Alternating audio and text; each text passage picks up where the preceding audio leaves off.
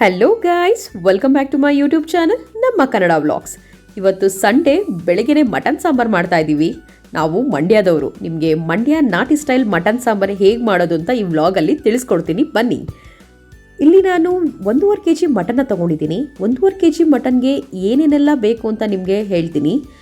First 2 ಗೆಡ್ಡೆ ಈರುಳ್ಳಿ, 4 ಹಸಿಮೆಣಸಿನ್ಕಾಯಿ, 1.5 ಸ್ಪೂನು ಮೆಣಸು, 3/4 ಸ್ಪೂನಷ್ಟು ಜೀರಿಗೆ, ಅರ್ಧ ಕಾಯಿ ಹೋಳು, 2 ಸ್ಪೂನು ಮಟನ್ ಸಾಂಬಾರು ಪುಡಿ, ಟೊಮೊಟೊ 2, ಸ್ವಲ್ಪ ಗಸಗಸೆ, 2 ಸ್ಪೂನಷ್ಟು ಕಡಲೆ, 1 ಕೈ ಹಿಡಿಯಷ್ಟು ಪುದೀನ ಮತ್ತು ಕೊತ್ತಂಬರಿ, 2 ಗೆಡ್ಡೆ ಬೆಳ್ಳುಳ್ಳಿ, ಶುಂಠಿ,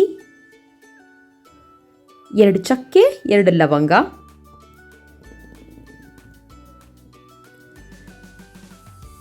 ಫ್ರೈಯಿಂಗ್ ಪ್ಯಾನ್ಗೆ 4 ಸ್ಪೂನ್ ಎಣ್ಣೆ ಹಾಕ್ಕೊಳ್ಳಿ. ಹೆಚ್ಚಿಟ್ಟಿರೋಂಥ ಈರುಳ್ಳಿ ಹಾಕಿ,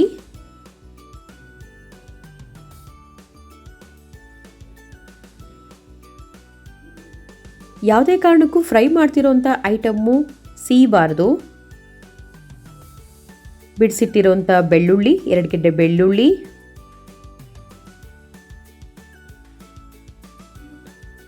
ಮತ್ತು ಶುಂಠಿ, ಚಕ್ಕೆ, ಲವಂಗ,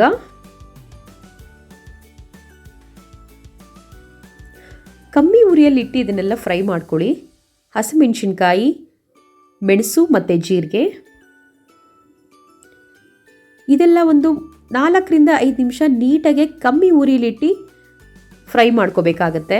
ಯಾವುದೇ ಕಾರಣಕ್ಕೂ ಓವರ್ ಫ್ರೈ ಆಗಬಾರ್ದು, ಅಂದರೆ ಸಿಗಬಾರ್ದು. ಮಸಾಲೆ ಐಟಮು ಸಾಂಬಾರು ಸ್ವಲ್ಪನೂ ಚೆನ್ನಾಗಾಗಲ್ಲ. ಹೆಚ್ಚಿಟ್ಟಿರುವಂಥ ಪುದೀನ ಮತ್ತು ಕೊತ್ತಂಬರಿ ಹಾಕ್ಕೊಳ್ಳಿ. ಲಾಸ್ಟಲ್ಲಿ ಹಾಕಬೇಕು ಪುದೀನ ಮತ್ತು ಕೊತ್ತಂಬರಿ. ಇನ್ನೇನು ಇಳಿಸ್ತೀವಿ ಅನ್ನೋದು 1 ನಿಮಿಷ 2 ನಿಮಿಷ ಮುಂಚೆಗೆ ಹಾಕಬೇಕು. ನೀಟಾಗಿ ಫ್ರೈ ಮಾಡ್ಕೊಳ್ಳಿ ಇದನ್ನು.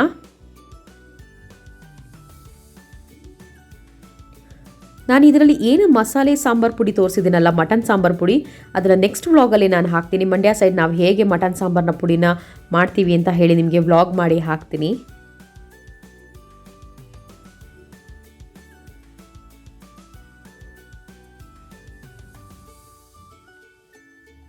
ನೋಡಿ, ಮಸಾಲೆ ಎಷ್ಟು ಹದವಾಗಿ ನಾನು ಫ್ರೈ ಮಾಡ್ಕೊಂಡಿದ್ದೀನಿ, ಸೀಸಿಲ್ಲ ನಾನು. ತಣ್ಣಗಾದ್ಮೇಲೆ ಮಿಕ್ಸಿ ಜಾರ್ಗೆ ಹಾಕ್ಕೊಂಡು ಗ್ರೈಂಡ್ ಮಾಡ್ಕೋಬೇಕಾಗತ್ತೆ. ಯಾವುದೇ ಕಾರಣಕ್ಕೂ ತರಿ ಗ್ರೈಂಡ್ ಮಾಡ್ಕೋಬೇಡಿ, ತುಂಬಾ ನುಣ್ಣಗಾಗಬೇಕು. ಆವಾಗಲೇ ಮಟನ್ ಸಾಂಬಾರು ತುಂಬ ಚೆನ್ನಾಗಿ ಆಗೋದು. ಇಲ್ಲಿ ನಾನು 2 ಭಾಗ ಆಗಿ ಮಾಡ್ಕೊಂಡಿದ್ದೀನಿ ಆ ಮಸಾಲೆನ. ಈರುಳ್ಳಿ ಮತ್ತು ಇದನ್ನೆಲ್ಲ ಒಂದು ಭಾಗ ಆದರೆ ಮಿಕ್ಕಿದ್ದು ಟೊಮೊಟೊ, ಕಡಲೆ ಮತ್ತು ಗಸಗಸೆ, ಕಾಯಿ ಇದನ್ನೆಲ್ಲ ಒಂದು ಭಾಗವಾಗಿ ನಾನು ಮಾಡ್ಕೊಂಡಿದ್ದೀನಿ. ಅದನ್ನು ಸಪ್ರೇಟಾಗಿ ರುಬ್ಕೊತೀನಿ ನಾನು.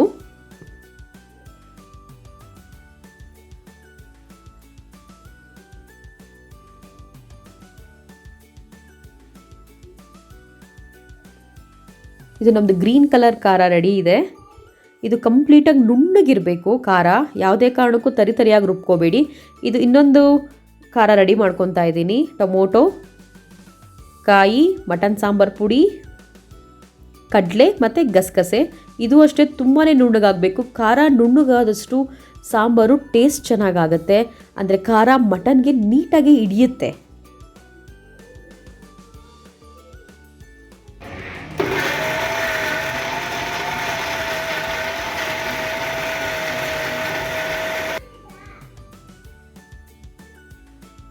ನೋಡಿ, ಇಲ್ಲಿ 2 ಮಸಾಲೆ ರೆಡಿ ಮಾಡ್ಕೊಂಡಿದ್ದೀನಿ.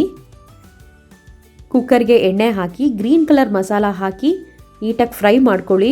ಈ ಮಸಾಲ ಯಾವುದೇ ಕಾರಣಕ್ಕೂ ತಳ ಹಿಡಿಬಾರ್ದು. ತಳ ಹಿಡಿದ್ರೆ ಸಾಂಬಾರು ಚೆನ್ನಾಗಾಗಲ್ಲ, ಕೈ ಆಡ್ತಿರ್ಬೇಕು.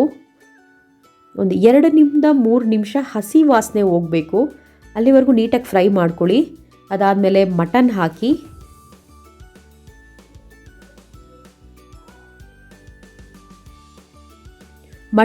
ಒಂದು 4-5 ನಿಮಿಷ ನೀಟಾಗಿ ಆ ಕುಕ್ಕರಲ್ಲೇ ಅದನ್ನು ಮಿಕ್ಸ್ ಮಾಡಿ.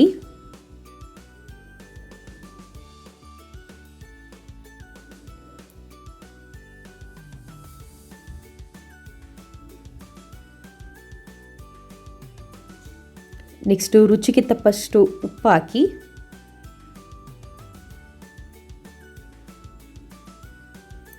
ಉಪ್ಪು ನೋಡ್ಕೊಂಡು ಹಾಕಿ, ಆಮೇಲೆ ಬೇಕಾದ್ರೆ ಹಾಕ್ಕೋಬೋದು.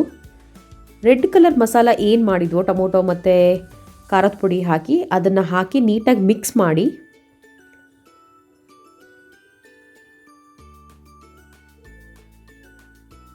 ಮಟನ್ ಬೇಯೋಷ್ಟು ನೀರು ಹಾಕಿ ಆಮೇಲೆ ಕುಕ್ಕರ್ ಇಳಿಸಿದ್ಮೇಲೆ ಆಮೇಲೆ ಮತ್ತೆ ಇನ್ನೊಂದು ಕುದಿ ಬರೆಸಿ ಆಮೇಲೆ ಮತ್ತೆ ನಾವು ಬೇಯಿಸ್ಬೇಕಾಗತ್ತೆ. ಆವಾಗ ಬೇಕಾದ್ರೆ ಜಾಸ್ತಿ ನೀರು ಹಾಕ್ಕೊಳ್ಳೋಣ. ಯಾಕಂದ್ರೆ ಇವಾಗ ಮಟನ್ನಲ್ಲೇ ನೀರು ಕಂಟೆಂಟ್ ಇರೋದ್ರಿಂದ ಕುಕ್ಕರಲ್ಲಿ ಜಾಸ್ತಿ ನೀರು ಹಾಕಿ ಬೇಯಿಸಬಾರ್ದು.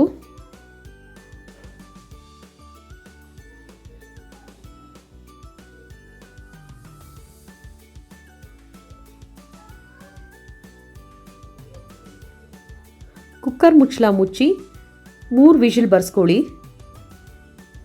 ಕೆಲವೊಬ್ಬರು 4 ವಿಷಿಲ್ ಮಾಡ್ಕೊತಾರೆ, ಕೆಲವೊಬ್ಬರು 3 ವಿಷಿಲ್ಗೆ ಸಾಕಾಗುತ್ತೆ. ಅದು ಮಟನ್ ಮೇಲೆ ಡಿಪೆಂಡ್ ಆಗುತ್ತೆ. ಎಳೆ ಮಟನ್ ಇತ್ತು ಅಂತ ಹೇಳಿದ್ರೆ 3 ವಿಷಿಲೇ ಸಾಕಾಗುತ್ತೆ. ನೋಡಿ ಮಟನ್ ಸಾಂಬಾರು ರೆಡಿಯಾಗಿದೆ. ಮಟನ್ ಹದವಾಗಿ ಬೆಂದಿದೆ. ತುಂಬ ಚೆನ್ನಾಗಾಗಿತ್ತು ಸಾಂಬಾರು. ಮನೆಯವರೆಲ್ಲ ತುಂಬ ಇಷ್ಟಪಟ್ಟು ತಿಂದರು. ಮಟನ್ ತುಂಬಾ ನೀಟಾಗಿ ಬೆಂದಿತ್ತು. ನನ್ನ ಇವತ್ತಿನ ನಾಟಿ ಸ್ಟೈಲ್ ಮಟನ್ ಸಾಂಬಾರ್ ಇಷ್ಟ ಆಗಿದ್ದಲ್ಲಿ ದಯವಿಟ್ಟು ಲೈಕ್, ಶೇರ್, ಸಬ್ಸ್ಕ್ರೈಬ್ ಮತ್ತು ಕಮೆಂಟ್ ಮಾಡಿ. Thank you.